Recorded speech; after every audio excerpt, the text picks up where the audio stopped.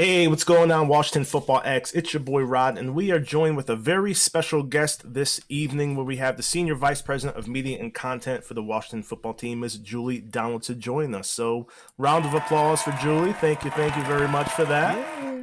Very excited to have you, Julie. It's been a long time coming. Really going back and forth. I guess really last year I was really, before I get into the first question, really touched by your professionalism and the open dialogue that the Washington Football Team was willing to have moving forward. And you may not remember this, but I think you had tweeted something. Don't remember exactly what it was, and I kind of had a little bit of a fiery emotional response. It might have been with the name change, to be honest. And it I see was it what you're was wearing. I see it. I see it. It's hard. I get it. it I is it pulls at your heartstrings, but we'll go over. We're looking forward to something concrete for sure. But you had sent me a message. You DM me, and you were willing to reach out and just really step in front of, I guess, an issue. So that's what really like changed my mind. I was like, well, this is a truly different regime that we're watching being built in front of our eyes. So that was awesome to experience, and it's been awesome to really look at the Washington Football Team the past 12 months, with all the changes that you guys have went through. So with that, I'm gonna ask well, you. wait. I'll say this. You must have Yeah, yeah. come at me pretty hard. You no, you didn't come at me hard at all. You kind Or of. you must have come at me pretty hard. I, I'm I sure he think I did. I did. bet he I think did. I did. I'm kind of a jerk at times. I apologize. And I was like, Julie Okay. must have like a psychology degree.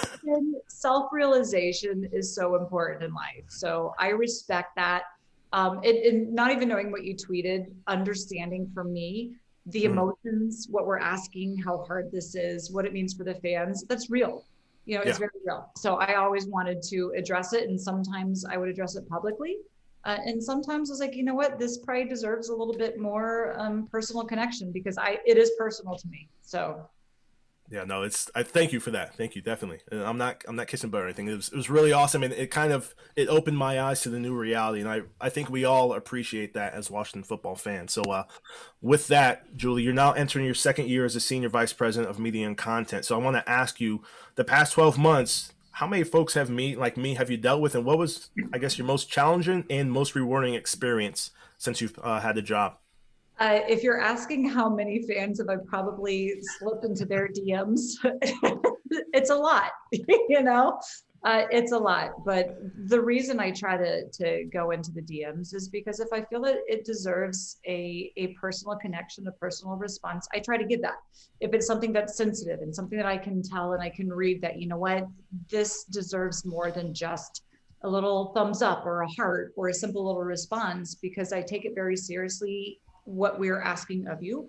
I've been in this market for over 10 years covering the team. I feel like I have a pretty good grasp on the fan base and what has been asked of them, the highs, the lows, the hopes, up there only to be crushed, the disappointments. I feel like I have a pretty good feel on that. So I never wanted to ignore the fan. And to me, this game is played for you. The players are out there for you. We are there for you. We are creating content for you. So why would I not listen to what you have to say, whether that's good or bad? And especially if you're frustrated or you're upset, why would I not acknowledge that? I just think that goes against human decency. So there's been a lot of DMs that I've gone into. In all honesty, there's some I want to go more into that I kind of can't get access to because I want to explain why some decisions are made. I want to be able to give you some background to how things are going. Sometimes selfishly, I want to justify how things are and to let you understand not everything's in my control. There's a lot of things that are happening that I have no control over, but I'm trying to make the best of it and make the best content that we can for you guys and for the players. And I hope that you understand that this is difficult for us, but we really are wholeheartedly invested in what we're trying to do, and our hearts are in the right place. We want to be as honest as we can with everything.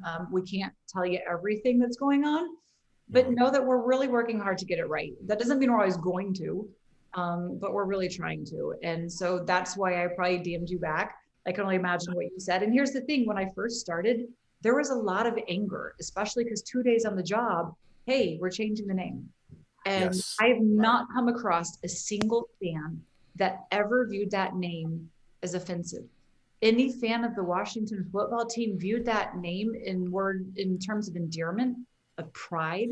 And so to say that all of a sudden that's a dirty word, I think was very Yes. hard to say and for a lot of you guys to accept. So I recognize that. And I just wanted to be able to say, we hear you. But unfortunately, this is where we're going. And we really hope that you come with us wherever we go. We're trying to get it right. And so how many DMs have I gone into? How many have I responded to? I don't know exactly. I wish it was more than probably I have been able to do, but I figure one fan at a time, be as transparent as you can, be as honest as you can, and know that you're not going to win everybody over in the decisions you make. No, I completely understand that. It makes a lot of sense, and it's like I said, it is really it feels good to have this level of transparency with a multi-billion-dollar corporation. That's what the Washington football team is, and it's unlikely that any sort of fan will have that type of feedback from their favorite company, organization, team, what have you. So, yeah, I speak on behalf of many fans. Thank you for what you guys are doing, and we really appreciate it. Phil, I'll let you kick off your question, brother. All right. Once again, thank you for coming on, Julie. And I'm going to probably go to a question that's a little different than some of the ones you've seen lately. But I'm going to preface this by saying I'm a radio guy. In terms of I listen to a lot of radio. That's how I'm in my car a lot, so I consume a lot of that. And I know that you, D Hall, Bram, when you're in the booth, you didn't really have a lot of time to generate that kind of chemistry that you get with seasoned radio teams because you didn't have a preseason. Mm-hmm. You didn't have those opportunities to really work out the kinks that a new booth would get. Um, I mean, did you have anybody in the business or that had done the broadcasting on a radio end before? Providing any kind of mentorship or anybody, in particular that was providing feedback to you to help facilitate the process to get you all up and running quickly? Or did you three of you were you all pretty much, just feeling your way out through the process? What do you think? The Yeah. latter. Given how quickly things move, I assume, and plus from something I heard Bram say, there was a lot of figuring it out on your own. Um, I was just curious, did you have anybody, maybe somebody who had been on the broadcast before, not even necessarily with the football team, but maybe with one of the other Washington teams? Was anybody giving you any kind of feedback? Were you getting any kind of mentorship? Uh, no, we didn't. I mean, look, we have people that came in and kind of helped us get through this process that had been in the position before and helped the regime before? Yes. And we have to rely on them and say, what do we need to know to expect? None of us have been in this situation before. Bram had never called an NFL game. D'Angelo had never been an analyst for an NFL game. Of course, I certainly only did pre and post. I've never been there through the live game to know how to respond or react to things and the information that I have. So no, we didn't bring in like a professional person to say, this is how you work together. We did have people that have been in that situation say, hey, this is when you need to bring the commercial break. This is when we're going to go to Bram for it, for D'Angelo for it, for you for it. Because what I really wanted when I put this crew together is I didn't want it to just be one voice. I was very adamant, and especially being the first female in this position in the NFL, I also wanted to make sure that my voice wasn't just, oh, this is why he does his touchdown dance and he got it from his daughter, which is a cool, fun story. Want to represent, right? Yeah, I wanted to say, look, I can sit there and talk about this is the scheme that they want to go up against in Seattle. This is how they plan to approach Tom Brady. This is what, they're telling me on why that they're struggling against the run. This is why they're having success early on.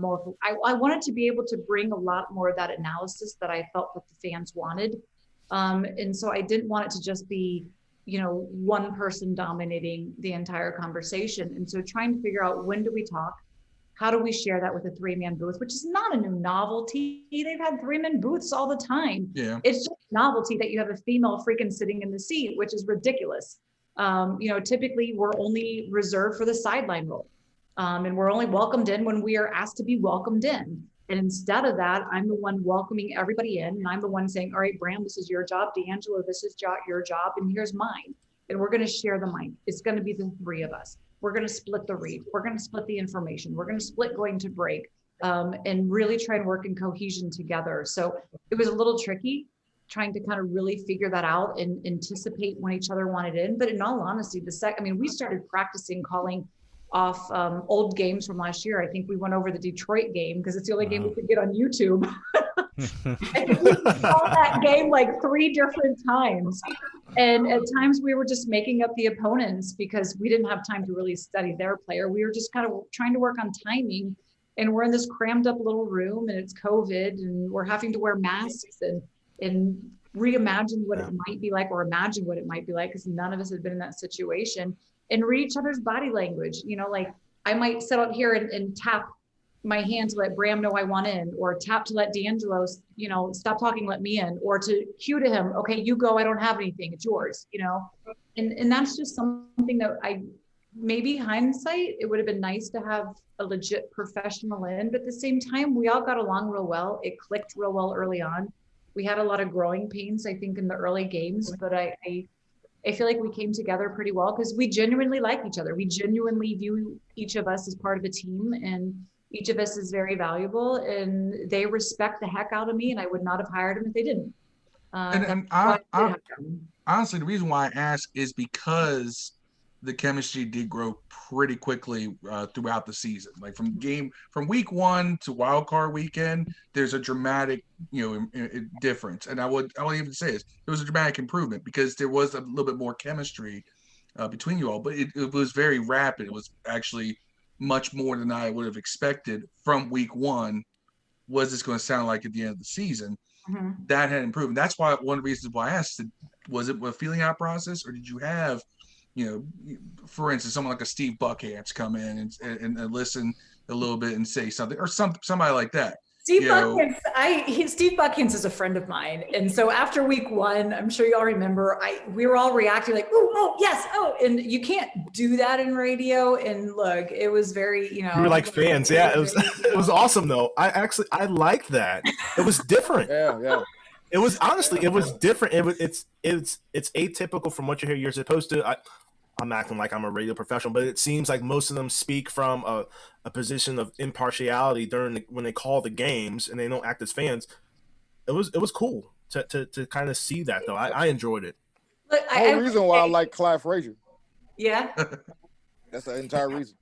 Well, I'll say this, listening back, you want to hear the play, right? Because you can't see it. You want to be able to hear Bram bring the play, and then hopefully he's done, and D'Angelo and I will pick and choose where to pick up. And that's something D'Angelo and I, really work on. When is it I know that he needs to weigh in, and when can it be something that I can? And a lot of times I feel like I have to be a little bit like a ninja, like in and out really quickly. Mm-hmm. And we had to work on that, like to make sure that there's enough space, because there's not a lot of space for both D'Angelo and I in between the play. But Steve Buckhantz came in, he's like, never talk over the play-by-play, because he's a play-by-play. He's like, don't step on my space, I get it. And honestly, that was the thing that probably improved the most, was that timing. I knew that early season, it seemed like everybody was trying to figure out when to interject. There was a lot of that.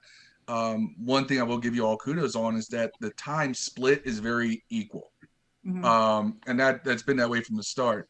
But the timing definitely, as someone who listened to several games on the radio throughout the season, that's why I wanted to give you all kudos. But that's why I was curious. I said, was it a feeling out process? But I was just curious if maybe somebody like a Buck had given you some advice and so forth. So that's awesome to hear. Next season, we're calling you up.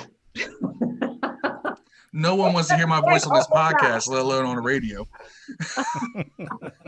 It's tricky though, right? It is tricky. And there are times where I've been told by the guys, you have to be more aggressive. And there's times where sometimes I get frustrated. Why do I have to be aggressive? Just let me in. But this is a very competitive, game we're covering. And it's a very competitive on every level, and that's in a very good way, but we're all into it. We're all incredibly passionate about it. We're incredibly passionate about what we are bringing to it. And I believe that it comes to the best to serve the fan. And the trick is making sure we are as entertaining as possible, we are insightful as possible, and we're as educational as possible. So how can we balance that between the three of us? And it's only going to get better. I mean, I thought that we came together really well last year. I felt like there were times where I was definitely much more passive, and there were times where I was much more aggressive, and neither Bram or D'Angelo cared one way or the other. And honestly, if I was a little passive, they both say, why? Like, come in. You're not going to offend us by saying D'Angelo and let me in. But the biggest thing is for us to make sure we're done in time to let Bram set up the play. Because we're all in this business because we like to talk, so being very selective of our words, being very pointed with our words, and concise. I think that's the trick, because the game's a quick moving game. And this offense and defense, they move quickly. So we have to get our information in and out in the best way possible. So I appreciate that, but I do believe this upcoming season, I am going to hire a professional. And I am going to bring somebody in that specifically works with training on how do you get your thoughts out quickly, concisely, very, pointed in a way. And that's not just going to be for us. It's probably going to be for everybody that I work with. Who am I bringing in for pregame? Santana Moss, let's work with you. Because here's the thing, all of these guys are used to being coached. Why wouldn't you coach them at this level too? So let's bring that in and get somebody who can help them only elevate their broadcast performance as well. So that will be coming. Well, I'll tell you what, if Bram gets his laryngitis one week, I'll take you up on that offer to come on up and do play-by-play. Well, I was saying you could be the one that's telling us when to go and how to go and critique us, Do not put those big thoughts in Phil's head. Don't put Phil in charge. Which game are you the most excited about calling this year? Since the schedule just came out? That's kind of tricky for me, in all honesty. I mean, I'm going to be geeked out for week 1, right? I really am. And I don't know how the preseason goes, in all honesty. Did I lose you guys? No, you're still here. No, you're still here. We still got you. My computer just switched off, so okay, sorry, I don't know what happened. So this modern technology, something's always going wrong. I was interviewing Benjamin St. Just today, and it just froze in the middle, and we had to start all over. So it's as advanced as we are, I feel like we're always trying to keep up. There isn't one game in particular that I really circle. I really enjoy asking the guys what they look forward to, especially as the players have something personal that makes them look forward to something. For when I asked Fred Smoot, it's where he got burned. He wants to be like, I want to go back and prove it to that game. I asked, Trust Way, it's going up against one of his college teammates. Is the last one going? You have a coach, of course, he's going to say every game, but he's circling his former team and things that he did before. So what I did find is any player that I asked, what do they look forward to? It always goes to a personal connection. I don't really have a personal connection. I just get jazzed for every game. I really just do. Gotta say Dallas every time then. Dallas. Yeah, right. I am looking forward to traveling though. I mean, we called every game, and this was super cool, but super freaky. We called every away game from FedEx Field. So an empty FedEx Field. The sprinklers are going on the field. We're calling the game off the TVs. They turned on the lights for us. And I remember after one game, I was like, gosh, I feel like I should play some music. They go, what do you want? And I said some song, and 2 seconds later, FedEx Field is playing my song. And I'm like, that's freaking cool. Really. I got another. It'll be nice to travel this year. I got another question. I watched your interview with Jamin Davis, and I saw the Air Force Ones. I've been trying to ask you, where did you get them? I need to get my girl some. Hey, my oldest daughter's an Air Force Ones guy, but a girl rather. But I was hoping to get her a pair of those. Man, I liked them so much. I was like, I'll ask Julie when she's on the. So I will say this: in my job before, it was red bottoms. That was the cool thing. But those freaking hurt. Right. I don't know. Phil knows. I don't. They're cool. Look, I love putting on a good pair of heels. The older I get, the more you realize, are they functional? No. They're for a nice night out. In COVID, we just haven't had those, right? There's no events that require them. I'm sure I will bring those red bottoms out at one point though. But in this job, the cool thing is you're cool compared to what shoes you're wearing, I have definitely increased, my Nikes, my Jordans, and that's kind of like, I love it. And so I can wear a business suit and that's what I'm wearing. And in all honesty, I'm probably getting a little addicted. The second there's a new pair, I'm like, boom. I had to go on a shoe swear off January the 1st. I cannot buy another pair of shoes till January next year. I literally have like 45 pair of Jordans alone. Yeah, the Jordans are pricey. The ones that I keep buying on Nike, I'm like, man, I can get like 6 of these for one pair of red bottoms. I'm sold. And they're more comfortable, and the guys at the place think you're cooler than the damn red bottoms. So yeah, thank you. I appreciate that. All right, Julie. I'm gonna take us home here. So I have a real quick question from your previous comment. Is with the field being open to full spectators and stuff this coming season, is that gonna change your guys' setup? Are you gonna have on-field correspondence to complement what you guys do in the booth, or did I ask that too premature before that decision has been made? Somebody just got hired, Steve. I hadn't thought about that. I mean, I just learned that for the preseason games, it's been Kenny Albert and Joe Theismann, and I get to choose, do I hire them? Do I bring them back? And who do I want on my sideline? Or the sideline, not mine, pardon me. Right. What I want on the sideline. It's kind of cool realizing it is my decision. And I trust my judgment with that because, again, I feel like I do have a good pulse in the fan base, and I do appreciate y'all's input for that as well. So I've got a few names of some guys I've been kind of throwing around that I think would be kind of cool. Throughout the season though, I don't know, like right now, in all honesty, we're functioning under the tier 1 and tier 2 system. If that continues during the season, we just can't. You cannot have a sideline reporter. No team could have that. The national games could, but they were limited to the stands, right? So right. Unfortunately, that position just doesn't exist. With a 3-person booth, I don't know if it needs to. That's not to say that I wouldn't explore that. It's not to say that I wouldn't think about it when that opportunity presents itself, by all means. But I haven't come across that bridge yet. But it is cool trying to put a team together. COVID's been terrible. It just stinks. I'm glad that we'll be open to full capacity. And so I hope that does mean that we're going to be out of the tier system. But if the players don't want to get vaccinated, then what do you do? That's the world we're going to live in next season. Right. Absolutely. And so my last question is, so we know when Jason Wright came out with his, and as a team, I'm sure it was, but when he announced the strategy of inclusivity, diversity, and transparency across all facets of the team, whether that's operations, business, media, and we love that, by the way. How are you and your team going to continue to uphold these values while conducting your outreach in the future? What do you guys have in store for us that maybe you could pitch to us that falls along those important values? So if I'm to be as kind of transparency is tricky. We all really did start with that word, and we really want that. As you do go forward, you realize there's a lot of things that you just can't share because you're having to make decisions that are very difficult. But I think what we really want to do is we really want to be as honest as we can with how we're making those decisions and where we want to go with them.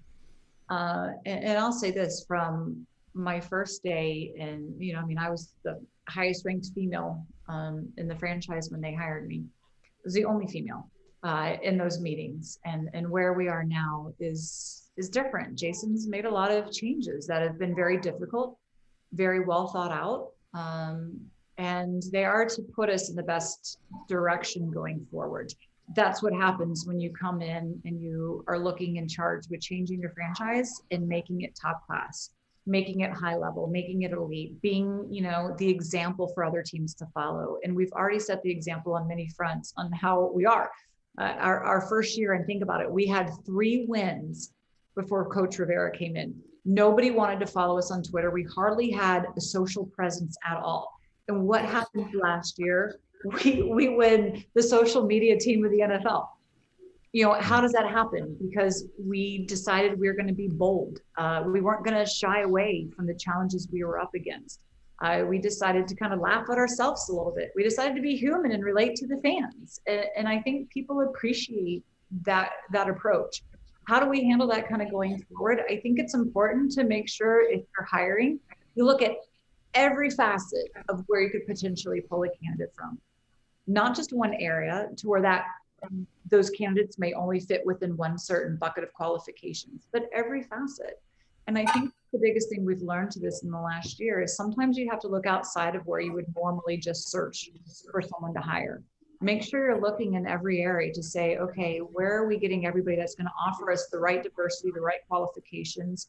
We're not going to hold against them, gender. We're not going to hold against them race. We're going to say, look, did we do our due diligence to make sure we are searching high and low and we're bringing the best qualified, and we're not saying they have to fit a certain mold. And so that is something that we're taking very seriously. I will say this, it takes time to fully make sure that you get everything in place that you want. It's not just a snap your fingers and it's done. So we appreciate the patience, but do know that the people that are being put in place are very thoughtful.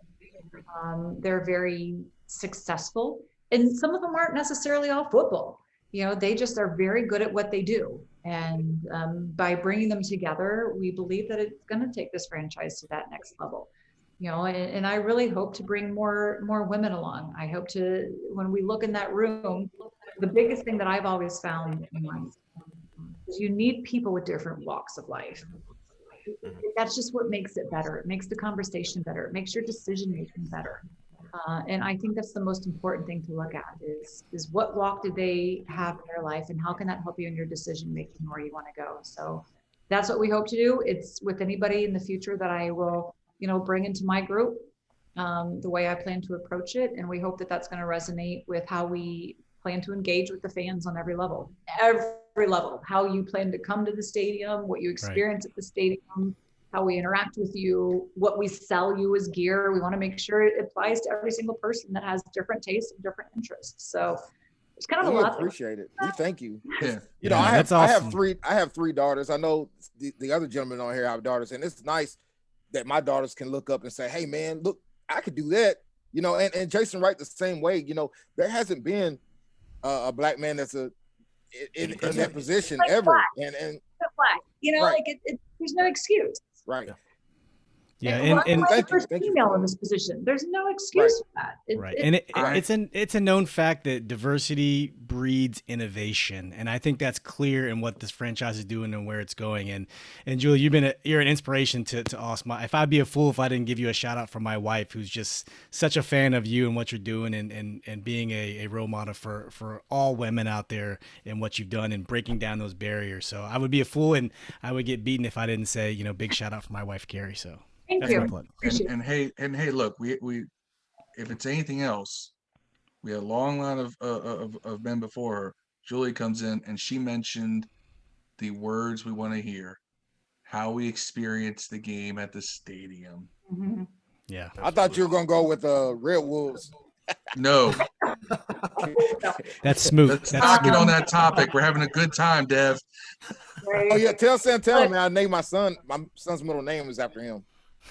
Santana? Yeah, I lost the battle for the first name. My ex-wife now they're all military from Minnesota and stuff. So they're Minnesota fans. They named his first name Visante after Visante Shenko. But Yeah. I got the middle name. I chose Santana after Santana Moss. He's one of my favorite guys, I'll tell you. First class, man. He shows up early. He's on time. I never have to check on him. And sometimes these guys don't operate that way. But Tana's reliable. He is awesome.